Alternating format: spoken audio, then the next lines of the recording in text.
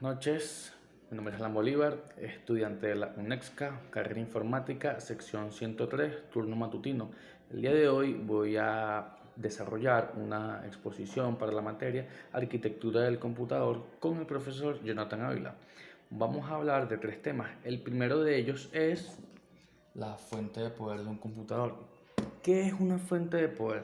La fuente de poder es un componente del computador que se encarga de transformar una corriente eléctrica alterna en una corriente eléctrica continua. En pocas palabras, podemos decir que la fuente de poder es un pequeño transformador que convierte la corriente eléctrica alterna que viene de la calle, por lo general es de 120 o 220 volts, en un flujo de corriente directa que oscila entre los 9 y los 12 voltios, los cuales son necesarios para alimentar a la placa madre.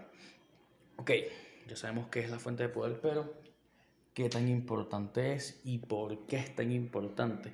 La fuente de poder es la encargada de alimentar de electricidad a todos los dispositivos de una computadora que estén conectados a la placa madre de esta. Esto es darles la energía necesaria para que funcionen correctamente. Ya sabemos qué es y por qué es tan importante, pero ¿en dónde se encuentra la fuente de poder de un computador? Generalmente en las PC de escritorio la fuente de poder se localiza en la parte posterior del gabinete y es complementada por un pequeño ventilador para evitar que el dispositivo se recaliente. Ok, ya sabemos todo esto, pero ¿cuál ha sido la evolución de la fuente de poder? La fuente de poder ha ido evolucionando discretamente con las primeras computadoras como la ENIAC en 1947 y la Mark I en 1944, que utilizaban válvulas o tubos al vacío. El gran problema que estos presentan era la cantidad de calor que generaban, por lo cual fue tratado de contrarrestar con la adaptación del aire acondicionado en 1995. Pero la invención del transistor fue la gran revolución de la electrónica, por el cual el coste y el tamaño de los componentes fue mucho menor. La fuente de poder, tal y como la conocemos, tuvo su primera aparición en 1976 con la Apple II. Ok, ya sabemos todo esto. Pero, ¿cómo funciona la fuente de poder?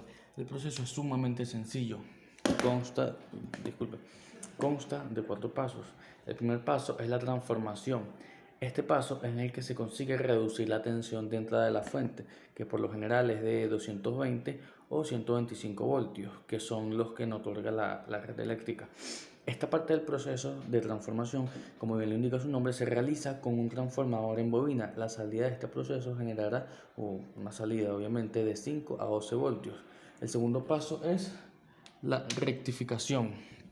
La corriente que nos ofrece la compañía eléctrica es alterna. Esto quiere decir que sufre variaciones en su línea de tiempo. Con variaciones en su línea de tiempo nos referimos a variaciones de voltaje. Por lo tanto, la tensión es variable. O sea que no siempre es la misma. Eso lógicamente no nos podría servir para alimentar a los componentes de una PC, ya que, o sea, imaginemos que le estamos surtiendo 12 voltios de corriente a un disco duro. Lógicamente no funcionará, ya que al ser variable no estaríamos proporcionándole los 12 voltios constantes y reales. Lo que se intenta con esta fase es pasar de corriente alterna a corriente continua a través de un componente llamado puente rectificador o puente de Graves. El tercer paso que tenemos es el filtrado, ya que ahora sí disponemos de una corriente continua, que es lo que nos importaba. No obstante, aún no nos sirve nada porque no es constante y no nos servía para alimentar ningún circuito. Lo que se hace en esta fase de filtrado es aplanar al máximo la señal para que no haya oscilaciones. Se consigue con uno o varios condensadores que retienen la corriente y la dejan pasar lentamente para suavizar la señal. Así se logra el efecto deseado. El cuarto y último paso es la estabilización. Ya que tenemos una señal continua y bastante clara, ahora solo nos falta estabilizarla por completo, pues, para que cuando aumente o descienda la señal de entrada, o sea, la corriente de entrada a la fuente, no afecte la salida de la misma. Esto se consigue con un regulador. Ok, ya sabemos cómo funciona, pero no sabemos los tipos de fuente de poder. Tenemos la fuente de poder AT y la fuente de poder ATX. Son muy similares, pero tienen una serie de diferencias que hay que tomar en cuenta, tanto en su funcionamiento como en los voltajes entregados a la placa madre. La fuente ATX consta en realidad de dos partes, una fuente principal que corresponde a la vieja fuente AT con algunos agregados y una auxiliar. La principal diferencia en el funcionamiento se nota en el interruptor de encendido, que en vez de conectar y desconectar la alimentación de 220 voltios, como hace la fuente de poder AT, envía una señal a la fuente principal, indicándole cuando se encienda o se apaga, permaneciendo siempre encendida la auxiliar. Por eso es que vemos que las computadoras, que algunas computadoras cuando las apagamos no quedan apagadas del todo, sino que quedan como suspendidas. Y bueno, y siempre se está alimentando la fuente de poder. Ok, el segundo tema del que vamos a hablar son los microprocesadores AMD. Microprocesadores AMD. Tenemos 7 series de microprocesadores AMD. De la primera serie de la que vamos a hablar son la serie FX de AMD. Pero antes de hablar de las series, quiero hablarles un poquito lo que es la compañía AMD. AMD es una compañía de semiconductores con sede en Sunnyvale, en California, que se dedica al desarrollo de procesadores, chipsets para placas bases, circuitos integrados auxiliares, procesadores embebidos, tarjetas gráficas y productos tecnológicos relacionados para el mercado de consumo.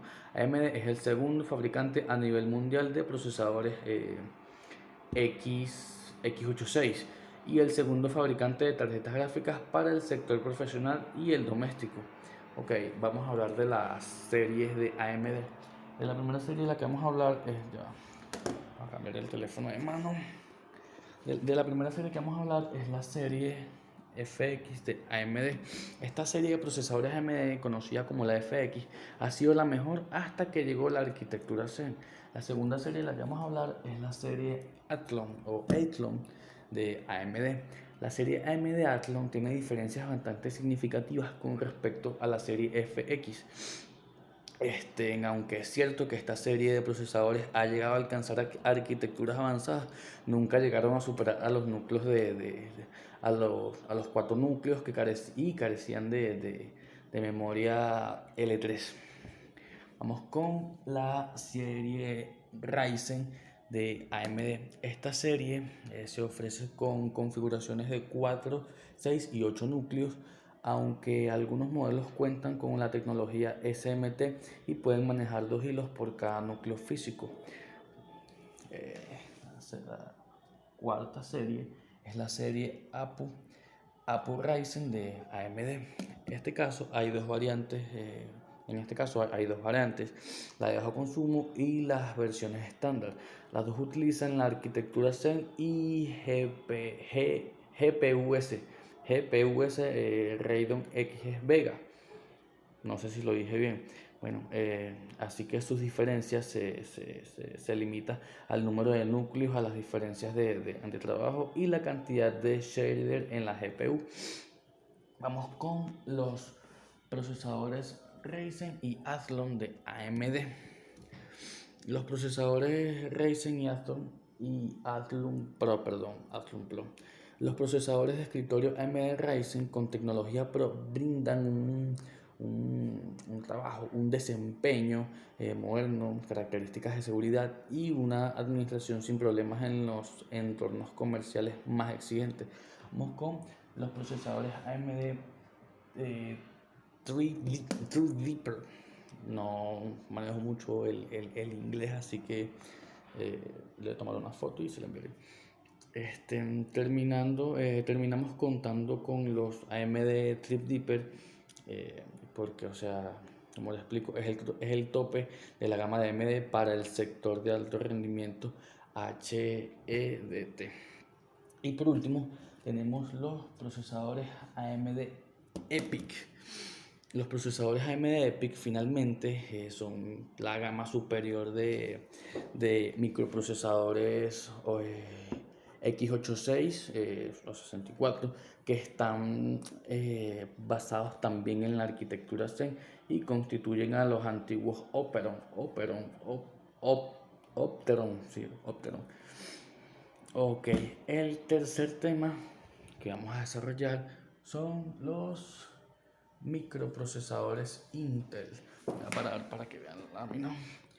Microprocesadores Intel. Contamos con 17 series de microprocesadores Intel. Pero antes de mencionar las series de microprocesadores, les voy a hablar un poquito lo que es la compañía Intel. Intel Corporation es la mayor fabricante de circuitos integrados del mundo según su cifra de negocio anual. La compañía estadounidense es la creadora de la serie de procesadores x86, por eso es que AMD es la segunda e Intel es la primera fabricante a nivel mundial. Los procesadores más comúnmente encontrados en la mayoría de las computadoras personales. Intel fue fundada el 18 de julio de 1964 como Integrated Electronics Corporation, aunque un error común es que Intel viene de la palabra inteligencia por los pioneros semiconductores Robert Noyce y Gordon Moore. Y muchas veces asociados con la dirección ejecutiva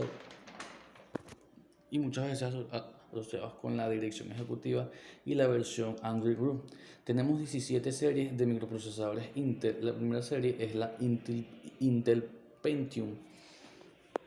La segunda serie es la Intel Atom. La tercera serie es la Intel Celeron. La cuarta serie es la Intel Pentium Pro. La quinta serie, perdón, es la serie Pentium 2. Tenemos la Pentium 4, tenemos la Pentium 4 Extreme, tenemos la Pentium M, tenemos la Pentium DE, tenemos la Intel Pentium Dual Core, tenemos la Intel Pentium 1, tenemos la Intel Core 2, tenemos la Intel Core